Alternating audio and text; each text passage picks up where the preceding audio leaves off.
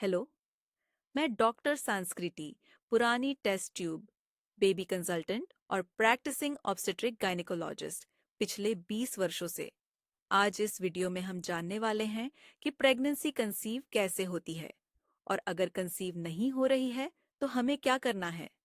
आजकल शादी के बाद कंसीव होने में हम देरी करते हैं क्योंकि एक दूसरे को जानना होता है, फाइनेंशियली स्टेबल रहना होता है, करियर में सेट होना रहता है। और जब हमारी दृष्टि से सब अच्छा है तो फिर हम प्लान करते हैं कि अभी कंसीव हो जाए। लेकिन जब हम कंसीव के लिए ट्राई करना शुरू कर देते हैं तब कभी कभी 3 महीने 4 महीने ट्राई करने के बावजूद भी कंसीव होने में दिक्कत हो जाती है और मंथली जो हमारा पीरियड साइकिल है वो वैसे ही चालू रहता है। तो हम बहुत टेंशन में आते हैं और फिर डॉक्टर से मिलने चले जाते हैं। चलो, तो अभी हम जानेंगे कि कंसेप्शन की प्रोसीजर होती कैसी है। जब हमारा पीरियड साइकिल नॉर्मल रहता है, अराउंड 28 टू 30 डेज का रहता है, तो हमारे पीरियड के स्टार्टिंग से ही पहले दूसरे दिन से ही एक अंडा होना शुरू हो जाता है। उसको हम फॉलिकल बोलते हैं। यह follicle is nothing but a fluid filled sac with a small egg inside.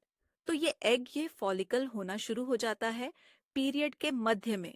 Around 12 to 14 days में ये अराउंड 20 मिलीमीटर के साइज का बन जाता है।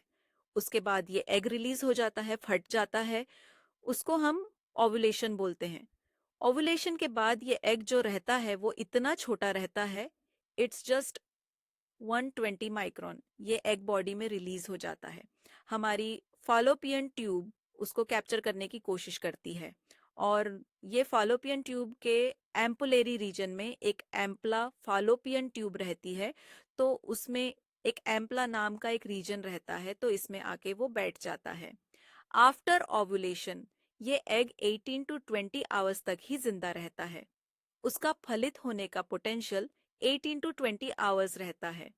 उसी दौरान अगर उसका स्पर्म के साथ मिलन हो गया तो ही प्रेगनेंसी कंसीव होने के चांसेस होते हैं। समझो, अगर ये 18 टू 20 आवर्स में स्पर्म के साथ उसका मिलन नहीं हुआ तो आने वाले 14 डेज के बाद नेक्स्ट पीरियड शुरू हो जाता है।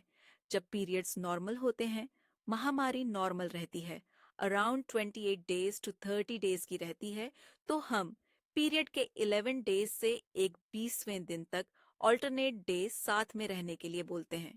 क्योंकि इंटरकोर्स के बाद स्त्री के शरीर में स्पर्म्स ऑलमोस्ट 5 टू 7 डेज तक जीवित रह सकते हैं और उस दौरान ओव्यूलेशन हुआ रहेगा, तो कंसेप्शन के चांसेस, प्रेगनेंसी के चांसेस मैक्सिमम रहते हैं। लेकिन इसमें सीमेन एनालिसिस, स्पर्म का नॉर्मल होना बहुत ही जरूरी रहता है।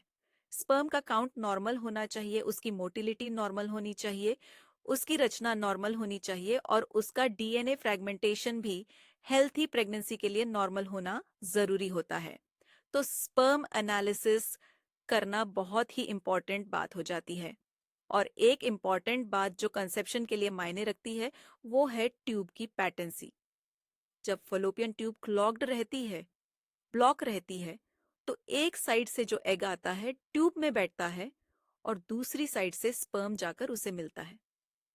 तो ये मिलन पॉसिबल नहीं होता और फिर कंसेप्शन के चांसेस बहुत ही कम रहते हैं। इसलिए फॉलोपियन ट्यूब का नॉर्मल होना बहुत ही जरूरी होता है। तो आइए हम देखेंगे कंसेप्शन के लिए क्या क्या इंपॉर्टेंट बातें हैं। हमारा शरीर कंसेप्शन के लिए योग्य रहना चाहिए, उसके लिए हम इंपॉर्टेंट ब्लड टेस्ट बताते हैं, वो करना जरूरी होता है।